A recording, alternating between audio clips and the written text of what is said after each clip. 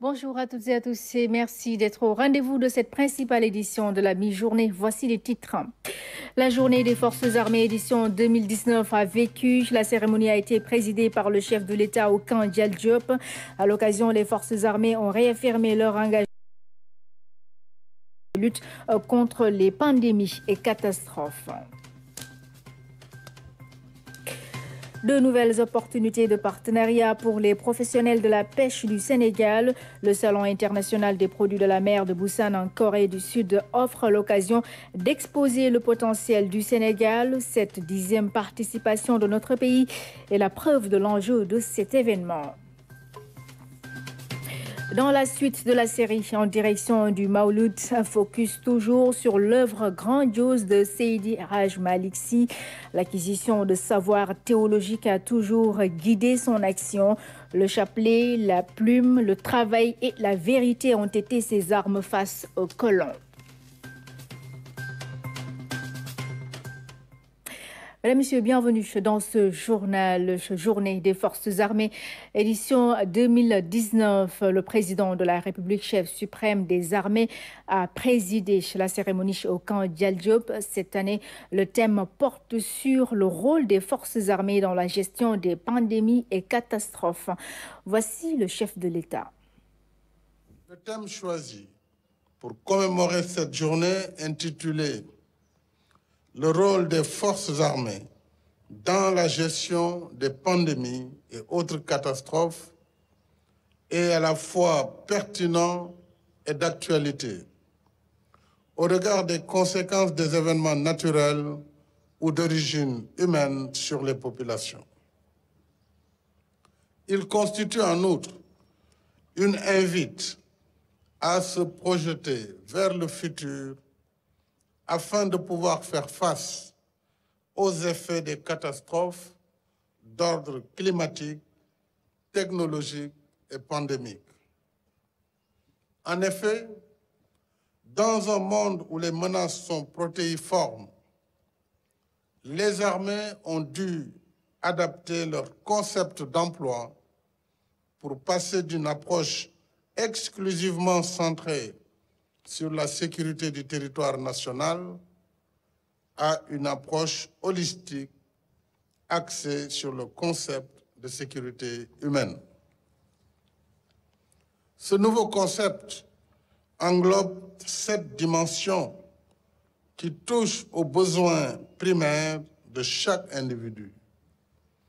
La sécurité économique, la sécurité alimentaire, la sécurité sanitaire, la sécurité de l'environnement, la sécurité personnelle, la sécurité de la communauté et enfin la sécurité politique. Nous reviendrons sur les détails des temps forts de cette journée des forces armées dans nos prochaines éditions. Baba Mal est nommé ambassadeur du système des Nations Unies dans la lutte contre la désertification. Le leader du Dandé-Legnol était hier au Palais de la République pour en faire part au président de la République. Les activités culturelles de son orchestre étaient aussi au menu des échanges. Le chef de l'État, Macky Sall, a été choisi comme parrain des 35 ans du Dandé-Legnol qui seront fêtés l'année prochaine. Voici Baba Mal à sa sortie d'audience. J'étais venu d'abord pour féliciter le président de la République pour sa réélection à la tête de notre Sénégal. En même temps, lui faire part aussi de tout ce que j'ai eu à faire et à recevoir pendant ces derniers mois. En l'occurrence, la récompense pour le film Black Panther en tant que Grammy Award meilleure musique de film et l'Oscar de la musique de film la plus originale. Depuis lors, on ne s'était pas vu. Et donc, c'était de mon devoir de venir vraiment lui en faire part, mais en même temps lui faire part aussi de cette nomination que je viens de recevoir en Inde en tant ambassadeur dans la lutte contre la désertification. Je suis du Sénégal, donc il fallait que lui, la plus haute autorité sénégalaise, qu'il puisse en être informé pour que le Sénégal puisse m'accompagner dans cette responsabilité. Les blues du fleuve au niveau de Podor, ça fait partie du calendrier culturel de la CEDEAO. C'est un blues que se partagent les 4 pays riverains du fleuve Sénégal, donc le Sénégal, la Guinée, le Mali et la Mauritanie.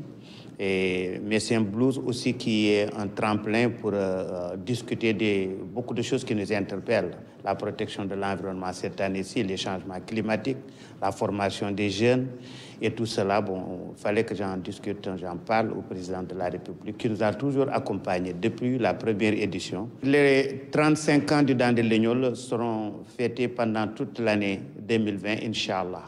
Et c'est le président de la République qui est notre parrain spécial. Donc, que ce soit au niveau du Sénégal, que ce soit au niveau de l'Europe, des États-Unis, nous prévoyons de faire une tournée nationale et nous avons voulu que lui, qu'il soit la personnalité la plus indiquée pour être quand même le parrain de ces 35 ans du Dandé Légnol, qui représente beaucoup pour la vie de notre orchestre. Nous avons beaucoup d'invités culturels et tout cela ne peut pas se passer sans que lui, qu'il soit au courant. Nous restons au Palais de la République où Alioune Ndoye a pris part hier à son premier conseil des ministres. Le tout nouveau ministre de la Pêche et de l'économie maritime mesure l'importance de la mission qui lui est confiée par le chef de l'État. Alioune Ndoye entend mettre en avant le dialogue et la concertation avec les acteurs pour la recherche de résultats. Le voici. Un sentiment d'abord de fierté et en tout cas le fait de sentir toute l'importance de cette mission et de la charge, ce qui nous a amené en tout cas à remercier le président de la République pour cette marque de confiance placée sur notre modeste personne par rapport à ce secteur stratégique. En tout cas, un secteur en plus dans lequel je me retrouve à plus d'un titre. Vous comprendrez également donc cette charge supplémentaire qui m'oblige dans, en tout cas, le fait de devoir rechercher autant que possible la satisfaction aussi bien des acteurs de ce secteur, mais surtout du président de la République qui nous a fait confiance. Donc voilà, c'est un sentiment en tout cas d'un début de mission au service du Sénégal, pour en tout cas mobiliser tout ce que nous avons de capacité, qu'elle soit intellectuelle, qu'elle soit physique ou morale, pour donner satisfaction au président de la République dans la réalisation de sa politique dans ce secteur. Qu'il s'agisse de développer la rente halieutique, développer l'aquaculture, valoriser tous les métiers qui sont autour. Ce secteur, quand même, au niveau de l'économie, est assez important. Donc, nous allons prendre possession un peu des dossiers, parce que c'est un début. Et surtout aussi prendre contact avec l'ensemble des acteurs qui sont dans ce secteur-là, échanger, bien connaître quelles sont leurs priorités, essayer donc d'avoir un programme de travail qui mette en avant, en tout cas, la recherche de résultats concrets, mais également dans la diligence, c'est-à-dire dans le gain de temps. Nous restons avec le secteur de la pêche et de l'économie maritime. Pour la 10e fois, le Sénégal répond présent à l'exposition internationale des produits de la mer de Busan en Corée du Sud. 10 participations sur 17 éditions, la preuve de l'enjeu de cet événement pour notre pays qui a convoyé une forte délégation. L'exposition qui s'est ouverte hier mercredi offre aux professionnels de la pêche de belles opportunités de partenariat. Envoyés spéciaux à Busan, Blaise Mikilan et Aram Dao. C'est une 10e participation qui a fini de consacrer le Sénégal, pays vedette de cette expo de Busan. 10 ans de présence sur un terrain où les maîtres mots pour les professionnels du secteur de la pêche sont échange, partenariat, profit. Nous sommes tous satisfaits de la participation remarquée et de qualité du Sénégal, de la délégation sénégalaise. Ça a été salué avec les échos que j'ai eus tout à l'heure des autorités coréennes et même de certains ambassadeurs que j'ai rencontrés. Ils ont tous apprécié la qualité de notre stand. C'est une très belle occasion pour notre pays, effectivement, de prendre les opportunités qu'offrent non seulement les Coréens, mais aussi les autres pays qu'on rencontre ici. C'est conscient de l'enjeu que les acteurs portuaires, les transformatrices, mareyeurs et institutionnels répondent toujours présents à l'appel. L'expérience a déjà payé pour beaucoup. C'est ma 6e participation à cette expo extrêmement importante pour nous, mareyeurs. Beaucoup de partenaires nous suivent. Un des miens a même étendu cette année ses activités en Mauritanie et il a engagé pour cela 100 piroguiers sénégalais. Et c'est l'exposition qui est courue à travers le monde. Au Sénégal, on exporte 200 000 tonnes de poissons et de produits halieutiques. Les 30% sont consommés au niveau de la Corée. C'est déjà très important. L'expo de Busan élargit les horizons, mais elle est également une vitrine de ce qui se fait de mieux dans le secteur de la pêche.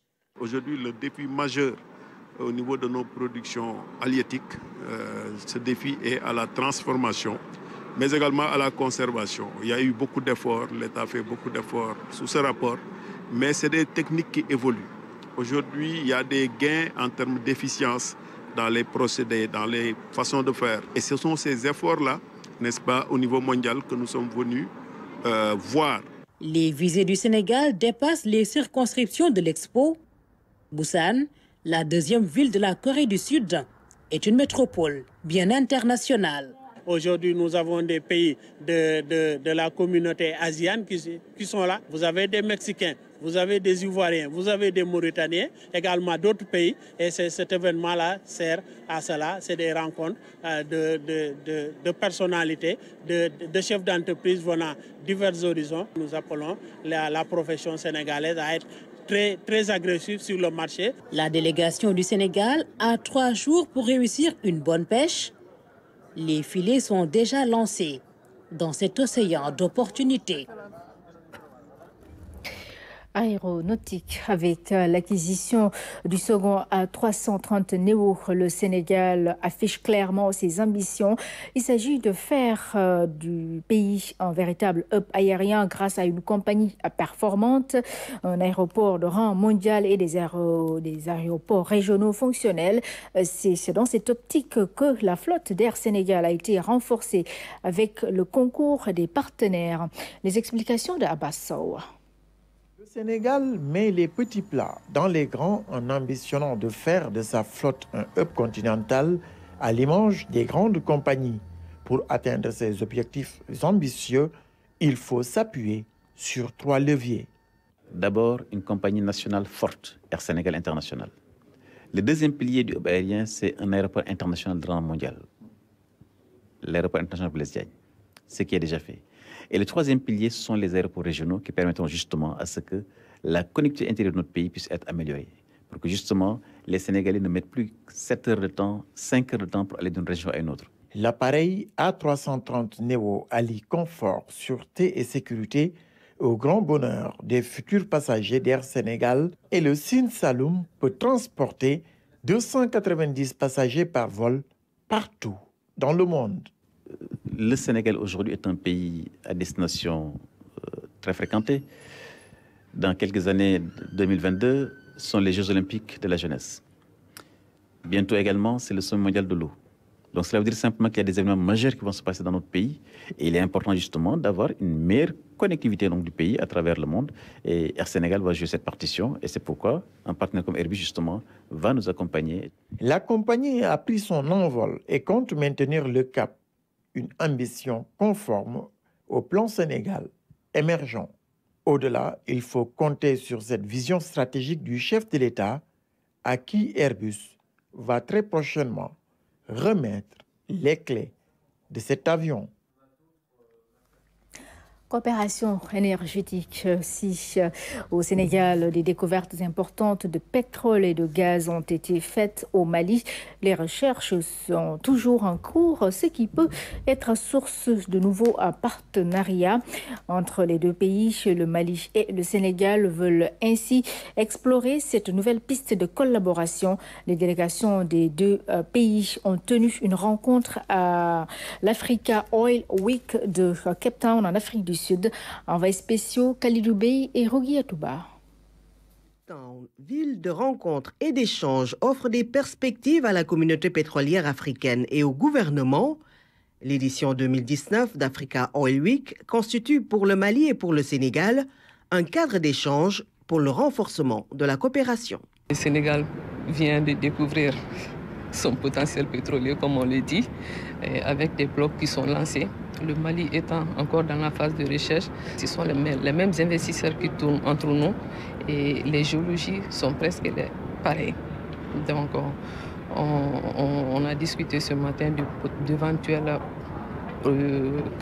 protocoles ou de cadre de travail, des échanges dans lesquels on pourra s'entraider non seulement sur les différentes recherches, que ce soit dans la recherche ou l'exploitation de nos jugements, et aussi les stratégies, les voies et moyens qu'on peut mettre en place ensemble au sein non seulement de l'Afrique de l'Ouest, mais aussi étendue sur l'ensemble de l'Afrique. Une collaboration dans le domaine du pétrole et des énergies va renforcer une coopération longtemps établie et toujours entretenue. Dans le domaine des énergies déjà, vous savez que nous avons l'OMVS avec le Mali et la Mauritanie. Donc il y a des échanges, il y a un marché entre le Sénégal, le Mali et la Mauritanie, qui est un embryon de ce que doit être le marché sous-régional du WAP, qui couvrirait l'Afrique de l'Ouest, donc au niveau CEDEAO. Donc c'est dire que la relation avec le Mali, elle est forte. Il y a la dimension sécuritaire qui est importante aussi, parce que chaque fois que vous parlez d'exploitation des hydrocarbures, cet aspect doit être pris en compte. Et donc, compte tenu de la situation dans le Sahel, et le président de la République étant le champion sécurité de la zone aujourd'hui pour porter la voix de ses collègues et essayer de trouver une solution à la situation sécuritaire. Donc, c'est une réflexion globale qu'il faut mener au niveau de tous les responsables pour trouver des solutions à cette question qui est assez délicate, mais également aux questions de développement de nos politiques économiques. Africa Oil Week 2019 est aussi l'occasion pour la délégation du Sénégal de rencontrer les compagnies pétrolières. Le ministre du Pétrole et des Énergies, Mohamedou Mactar Cissé, a eu un entretien avec Jérôme Moussari, directeur général de BP Sénégal. Retour au Sénégal, chez la ville de Rufisque innove dans la gestion des déchets solides. Tchaoulène a été choisi comme quartier pilote de cette opération. La commune de Rufisque-Est a installé un conteneur de 40 pieds pouvant contenir jusqu'à 50 kilos d'ordures. Et toutes les autres communes ont adhéré à ce programme dans lequel intervient également le ministère des collectivités territoriales. Les explications d'Issa Thiorogueye. CTV, collecte, tri, valorisation des déchets solides. C'est l'option prise par la commune de Rufisque-Est dans son pari de s'approprier intégralement une des politiques publiques chères au chef de l'État, qui est le programme Zéro Déchet, une option qui, par-delà la commune de Rufisque-Est, mobilise les communes de Rufisque-Nord et Ouest, mais aussi la ville, autour d'un important projet d'intercommunalité visant à moderniser totalement la cité. Dakar Gate de la ville de Rufisque, le marché moderne de Rufisque-Nord, de la commune de Rufisque-Nord, le projet de modernisation de la gare routière de Rufisque-Est constituent une opportunité pour rendre nos communes attractives et porteuses de développement économique. L'autre opportunité, c'est ce conteneur de 40 pieds pouvant contenir 500 kilos d'ordures établi dans le quartier de Tchaoulène. Dans cet important projet consistant à rendre attractive la ville de Rufisque et à gérer considérablement les déchets solides, il y a l'appui notable de la commune française de Solaire. Dans le cadre de la coopération décentralisée, il y a surtout, selon le ministre des collectivités territoriales, le changement de comportement. Nous devons changer nos mentalités. Pourquoi pensons-nous que les déchets, nous devons les jeter dans la rue? Non. Il faut trouver des systèmes. Et en voilà un qui est en train d'être expérimenté à Rufisque-Est avec cette gestion hippomobile. Ça peut être une solution, ce n'est pas la seule. D'autres solutions peuvent exister également. Il nous faut développer le tri sélectif, vous l'avez dit, c'est vrai. Mais là, il faut jouer sur les générations. Je suis d'accord pour ceux qui disent commençons quand même par l'école. Commencer par l'école pour gérer les déchets solides. C'est aussi la conviction du maire de la ville de Rufisque. Les maires des communes sous ville, à savoir Est, Ouest, Nord, sont allés dans le même sens devant le ministre des collectivités territoriales.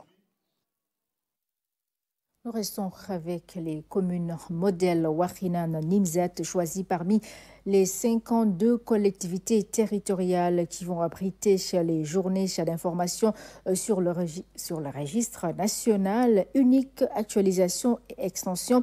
Un choix qui se justifie par le mode de transparence mené par cette ville pour enrôler les personnes nécessiteuses. Wakhinane Nimzatt doit passer à l'issue du processus de 2125 à 3041 bénéficiaires des programmes sociaux de l'État. Les détails avec Lamine Touré.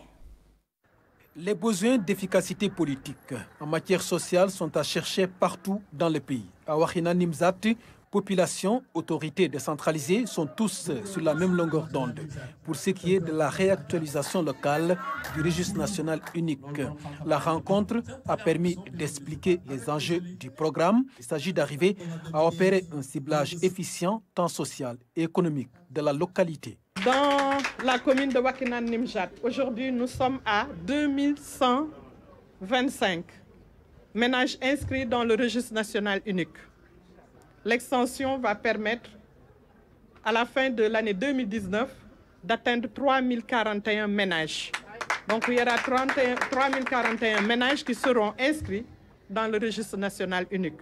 À ce niveau, le processus d'identification a été mené de manière transparente. Le maire en question est revenu sur cette dynamique, une synergie d'action qui a mobilisé tout le monde, y compris les délégués de quartier.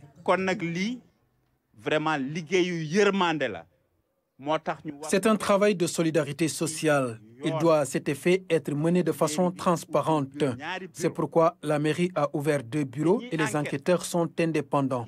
De 2015 à 2016, on a enrôlé près de 1000 personnes dans le RNU dans la commune de Wakhinane Nimzatt.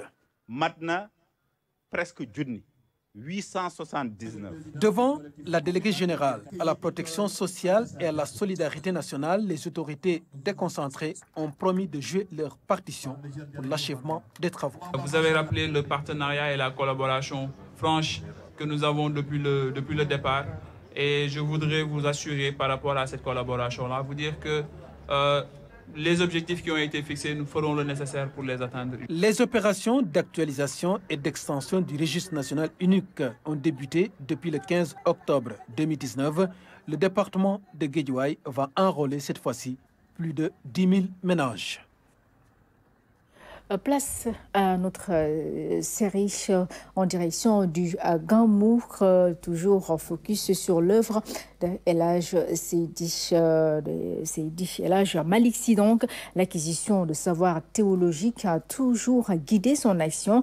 De son vivant, Mame Maodo a toujours opté pour une résistance pacifique face aux colons.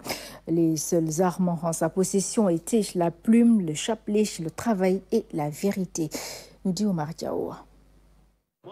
Presque 120 ans maintenant que Tivaouane illumine et rythme le Maouloud el-Nabi.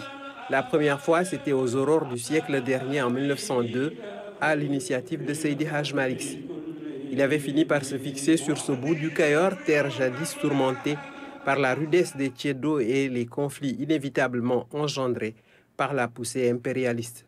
Si Tivaouane a fini par devenir l'épicentre de l'action de Mame Maodo, c'est bien à Gaé, sur la rive gauche du fleuve Sénégal, que tout a commencé en 1855. Le monde dans lequel il a vu le jour était tout sauf un long fleuve tranquille. La conquête du Sénégal était entamée et dans un contexte de rapport de force en faveur des envahisseurs, Haj Maliksi a opté pour une résistance pacifique. Les seules armes en sa possession étaient son livre, le chapelet, la plume, le verbe, la vérité et le travail.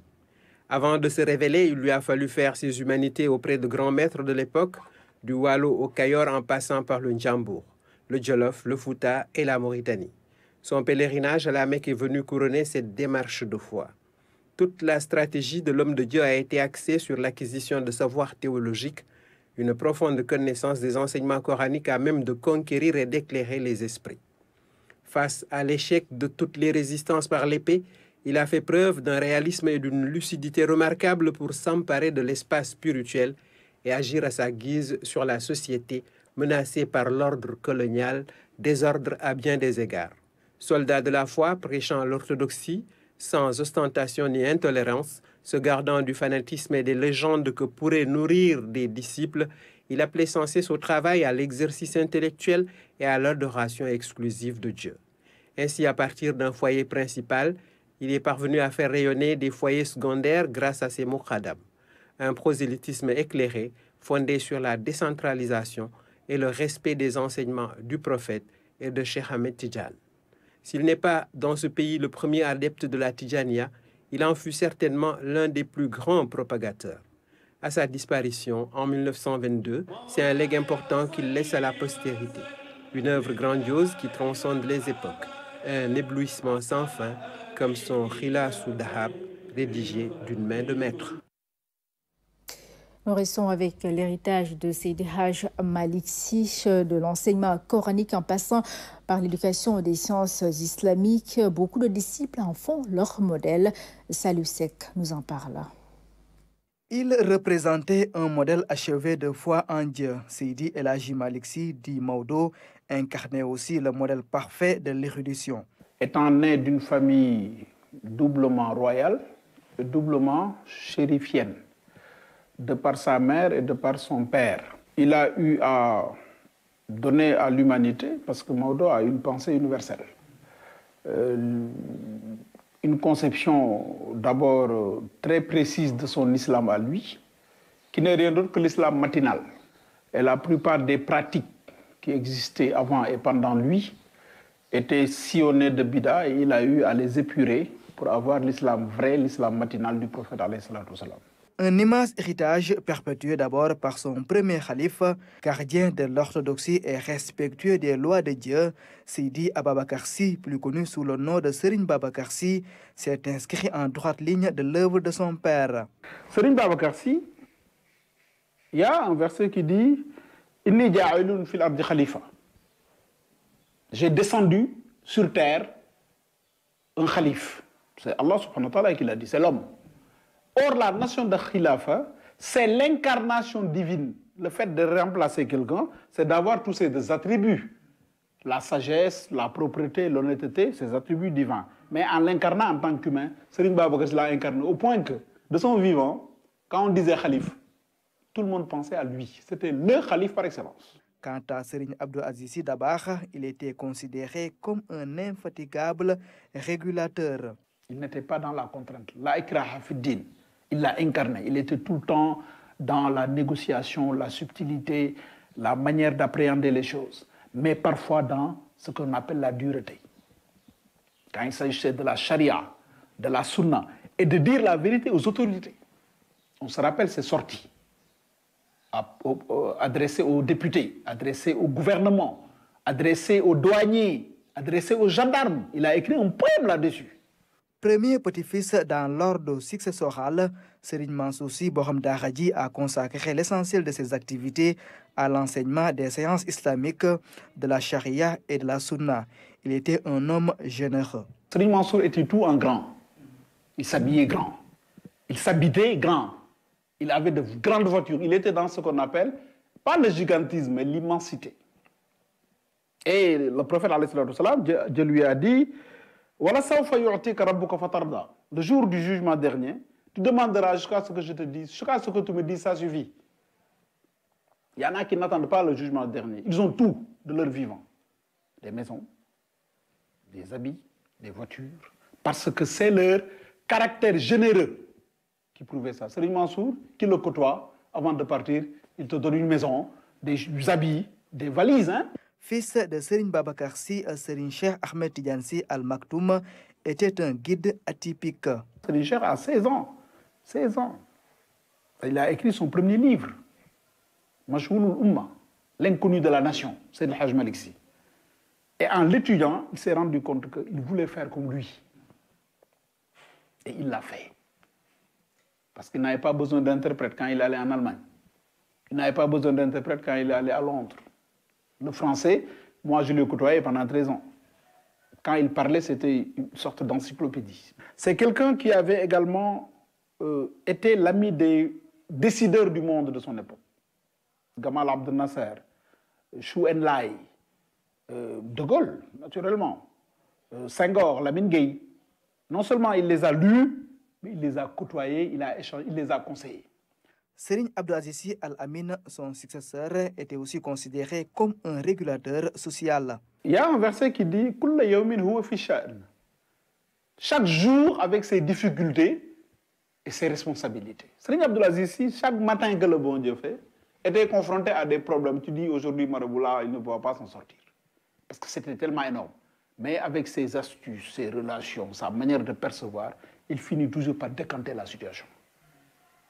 Regardez combien de crises il a eu à démanteler. Les différents khalifes ont ainsi perpétué l'immense œuvre de Seydi El Hadji Malick Sy, un héritage que l'actuel khalife Serigne Babacar Sy Mansour est en train de préserver soigneusement. Direction la cité de Mame Maodo pour retrouver notre envoyé spécial. Bonjour Oumou Kalsoum Sall, nous sommes à quelques heures de la clôture du Bourde qui annonce la célébration du Mawlud. Alors quelle est l'ambiance dans la cité religieuse en ce moment? Bonjour Oumou Baldé et bienvenue à Tivaouane, la cité de Seydi El Hadji Malick qui renoue avec l'ambiance des grands jours. Vous l'avez dit, ce soir est prévue la clôture du Bourde, des moments de ferveur religieuse et beaucoup de fidèles ont déjà rallié la ville de Maodo pour assister à ces séances de prière et de louange en l'honneur du prophète Mohammed sallallahu alayhi wa sallam. La clôture du Bourde qui est prévue à la Zawiya de Seydi El Hadji Malick Sy avec le khalife général des Tidjanes, Serigne Babacar Sy Mansour, et ici même à la mosquée de Serigne Babacar Sy avec le porte-parole du khalife général des Tidjanes, Serigne Pape Malick Sy. À l'heure où je vous parle, devant les différents mausolées, les fidèles effectuent leur ziyara auprès de ces illustres descendants de Seydi El Hadji Malick Sy. Demain aussi, un programme attend tous ces fidèles-là. D'abord, il y aura le spectacle son et lumière avec les différents jeunes de la Hadaha, les chanteurs de la Hadaha, qui vont revisiter les écrits de Seydi El Hadji Malick Sy. Avant, bien sûr, la journée du samedi, la journée du Mawlud, avec la cérémonie officielle, et puis la nuit du Gamou, avec le khalife général des Tidjanes, Serigne Babacar Sy Mansour. Pour vous dire que c'est un riche programme qui attend les milliers de fidèles qui seront à Tivaouane pour vivre le Gamou ici, dans la cité de Maodo. Et tout ça, bien sûr, vous pourrez suivre ça sur votre télévision nationale. La RTS, comme d'habitude, a déployé de gros moyens pour vous faire vivre, en tout cas, ce grand rendez-vous de la communauté tidjane, mais aussi de la communauté musulmane en général, le Mawlid Nabi qui célèbre l'anniversaire de la naissance du prophète Mohammed sallallahu alayhi wa sallam. Voilà ce qu'on peut retenir au Moubalde à Tivaouane, en attendant bien sûr de vous retrouver ce soir dans nos différentes éditions.